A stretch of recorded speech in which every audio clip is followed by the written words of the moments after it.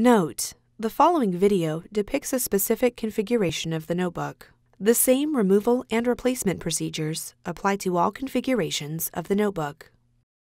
Before you begin, remove the top cover, solid-state drive if installed, system board, display panel assembly, display panel, and display panel hinges. Removal: remove the rubber insert from the right hinge cover.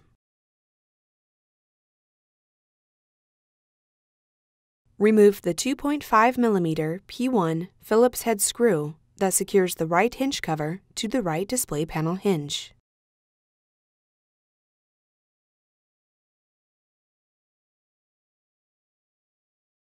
Slide the right hinge cover off of the right display panel hinge and remove.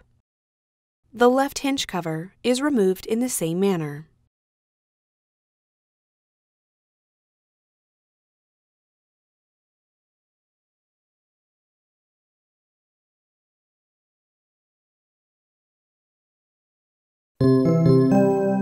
Replacement: slide the right hinge cover onto the right display panel hinge.